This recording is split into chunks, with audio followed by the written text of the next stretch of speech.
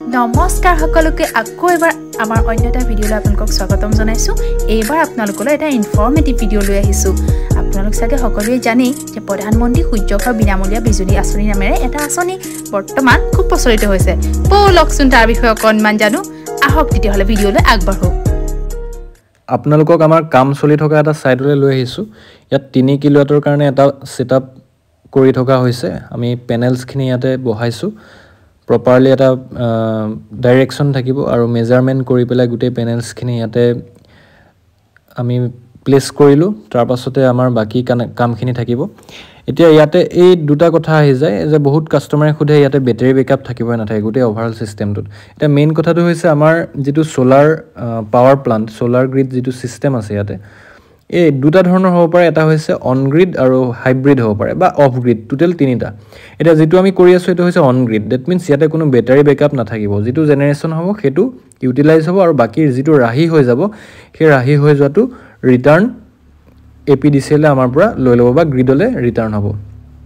এতিয়া of grid বা hybrid মানে কি হয়? হাইব্ৰিড সিস্টেমত দুইটাই থাকিব যে এজন কাস্টমাৰে যেটো লাগে সেইটো ইউজ কৰিব আৰু বাকি থকাটো ঘূৰাই দিব আৰু তাতে বেটাৰী এটা বেংক থাকিব যেটো নেকি আমাৰ প্ৰয়োজনত আমি চাৰ্জ কৰিব পাৰিম। আৰু অফ গ্ৰিড মানে হৈছে টোটালি তাতে completely out of the grid মানে। এইটো ইয়াত লাগিছে এই টিঙৰ ওপৰত লাগিছে। ইয়াত কাম চলি আছে। আমাৰ ছাৰ আছে। গোটেই মেইন সেটআপটো ইয়াতে হৈছে। ছাৰ এইটো ক'ত অকমান কৈ দিয়ক। সো আমাৰ সাৰিং 12 দিন টিঙৰ ফালৰ পৰা ৰুফটপ সিস্টেম PM সূৰ্য ঘৰ আন্দাৰত চলি আছে। এটা সাইডত 3 কিলোৱাটৰ গোটেই সেটআপটো ইয়াতে আপোনালোকৰ ডিস্ট্ৰিবিউশন সেটআপটো আছে হা। DC ডিস্ট্ৰিবিউশন বক্স, AC ডিস্ট্ৰিবিউশন বক্স আৰু এটো যেটো ইনভাৰ্টাৰ মডিউলটো আছে ইয়াতে আৰু এটা সাবমিটাৰ লগোৱা আছে ক্যালকুলেশনৰ কাৰণে। সেফটি ডিভাইসখিনিও আছে আৰু ইয়াতে এখিনি আপোনাৰ ওয়্যাৰিং পাৰ্টটো আছে। এইফালে মই অকমান দেখাব বিচাৰিছো সেফটি কাৰণে। আৰ্থিংটো আমাৰ কৰা হৈছে প্ৰপাৰ আৰ্থিং যেটো ইয়াতে লাগিব। সো আমাৰ এফালে এটো যেটো দেখিছে আপোনালোকে ওপৰৰ পৰা আহিছে আৰু LA লাইটনিং এৰেষ্টাৰৰ কাৰণে দিয়া হৈছে। তাৰ পাছতে এটো চাৰ্জ প্ৰটেকচনৰ কাৰণে আৰু তলৰ পৰাও তেনেকৈ আহিছে। এডাল লাইন তলৰ পৰা আহিছে। তলৰ পৰা যেডাল আহিছে এই লাইনডাল এই তলৰ পৰা অহা লাইনডাল আৰ্থিং হয়। এটো আৰ্থিং আহি পেলাই গোটেই বস্তুটো ইয়াতে সোমাব আহিছে সেটআপটো মানে গোটেই ওপৰত যেটো পেনেল আছে আৰু গোটেই সেটআপটো আহি পেলাই মানে ইয়াতে কানেক্ট হৈছে গোটেই বস্তুটো। ডিস্ট্ৰিবিউশন পাৰ্টটো মানে ইয়াতে আছে। গোটেইখিনি বস্তু ইয়াতে এজন কাস্টমাৰে গোটেই বস্তুটো ক্যালকুলেট কৰি থাকিব পাৰিব।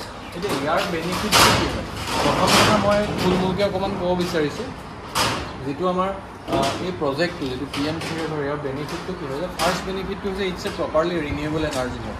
ৰিনিউৱেবল এনাৰ্জি সোৰ্স মানে সূৰ্যৰ শক্তিৰ পৰা ইয়াৰ যেটো শক্তি উৎপাদন হয়। এতিয়া এই এনাৰ্জিটো এজন কাস্টমাৰে ইউজ কৰিব পাৰিব তেওঁৰ for utilizing in different domestic purpose বা কমাৰ্চিয়েল পাৰ্পাছত যিকোনো আমাৰ এপ্লায়েন্সত তেওঁ ইউজ কৰিব পাৰে। নেক্সট বেনিফিটটো হৈছে গভৰ্ণমেণ্ট এটা ছাবচিডি আছে up to 3 কিলোৱাটত 1,30,800 total state plus central subsidy মিলাই আপ টু 10 কিলোৱাটলৈকে সেইটো আছে। এতিয়া এই প্ৰচেছটো কেনেকৈ এজন কাষ্টমাৰে ফুলফিল কৰিব? প্ৰথম ৰেজিষ্ট্ৰেশ্যন প্ৰচেছটো কৰিব লাগিব আৰু ৰেজিষ্ট্ৰেশ্যন প্ৰচেছ কৰাৰ পাছত তাতে ভেণ্ডৰ ছেকশ্যনত গৈ JND ইঞ্জিনিয়াৰিং চিলেক্ট কৰি দিয়াৰ লগে আমি গোটেই কামখিনি কৰি দিম কাষ্টমাৰক আপ টু ছাবচিডি ডিছবাৰ্চেললৈকে আমাৰ গোটেইখিনি প্ৰচেছত হেল্প কৰা হ'ব। এতিয়া যেটো ফাৰ্ষ্ট পে'মেণ্ট ছাবচিডিটো যিহেতু পিছত হয় ফাৰ্ষ্ট পে'মেণ্টৰ টাইমত কাষ্টমাৰজনৰ দুটা কথা আহি পৰে। যদি কোনোবাই বোলে নট সুইটেবল ফৰ কেছ বা যাৰ ফাইনেন্সিয়েলি অলপ প্ৰব্লেম আছে বা ইছ্যু হয় তেওঁ তেতিয়া কি কৰিব পাৰিব? তেওঁ বেংকৰ থ্ৰুৱেদি ৰিনিউৱেবল এনাৰ্জিৰ কাৰণে লোনৰ প্ৰচেছ কৰিব পাৰিব আৰু সেই গোটেই প্ৰচেছখিনি আমি হেল্প কৰোঁ।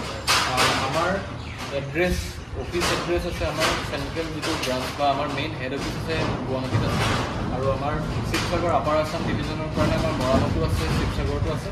আমি কণ্টেক্ট ডিটেইলছখিনি আপোনাক ভিডিঅ' ডেছক্ৰিপশ্যনত অকণমান নইজ ওপৰত কাম চলি আছে দেই সেইটো কাৰণে অকণমান আৱাজ আহি আছে দেই। বাকী এইখিনিয়ে হয় আৰু কিবা ডাউট যদি থাকে আপোনালোকে কণ্টেক্ট থাকিব ডেছক্ৰিপশ্যনত গোটেই ডিটেইলছখিনি থাকিব চাব পাৰিব। আৰু আমাৰ বাকী ছাইটসমূহো আমি কেনেকৈ মানে ইয়াতকৈ হেভি কিলোৱাটৰ কাৰণে আমি কেনেকৈ ইনষ্টলেশ্যন হয় গোটেই প্ৰচেছখিনি আপোনালোকে থাকিব। Thank you. ইয়াতে আমাৰ আৰ্থিঙৰ কাম চলি আছে এতিয়া ফৰ প্ৰটেকশ্যন পাৰপাছ। এয়া আমাৰ Swapan one of the skill and experienced worker of JMD engineering. So তেওঁ কৰি আছে আৰ্থিঙৰ কাম আৰু ইয়াৰ পাছতে আমি LA দেখাম আপোনালোকক লাইটনিং এৰেষ্টাৰ। সো ওপৰত এয়া লাইটনিং এৰেষ্টাৰডাল আমাৰ ফিট কৰি থকা হৈছে লাইটনিং এৰেষ্টাৰডাল প্ৰপাৰলি ফিট কৰাৰ পাছত তাক তললৈ লৈ যোৱা হ'ব আৰু সেইডাল যিডাল তাৰ ওয়্যাৰ বা কেবল থাকিব সেইডাল আমি গ্ৰাউণ্ড কৰিম এতিয়া আমাৰ অলমোষ্ট এই সেটআপখিনি কমপ্লিট হৈ গৈছে আৰু নেক্সট ষ্টেপটো আমাৰ হ'ব যেটো আমি স্টাৰ্ট কৰিম মানে মেচিনটো আমি স্টাৰ্ট কৰি পেলাই এবাৰ চাম সো আমাৰ মেচিন অন কৰা হৈ গৈছে এতিয়া আমি ইয়াতে দেখা পাইছো সো গুটেইখিনি ইয়াতে ক্যালকুলেট আপোনাৰ ইনভাৰ্টাৰটোত ওলাই থাকিব গুটেই বস্তুখিনি ইয়াতে চাব পাৰিব এজন কাস্টমাৰে এটো হৈছে সাবমিটাৰ এবাৰ আমি চেক কৰি চোৱা হৈছে যে প্ৰপাৰলি ভোল্টেজ লেভেলটো ঠিকে আছে না নাই গুটেইখিনি সো ঠিকে আছে ইয়াতে একো ইস্যু নাই অলমোষ্ট আমাৰ কামটো কমপ্লিট হৈছে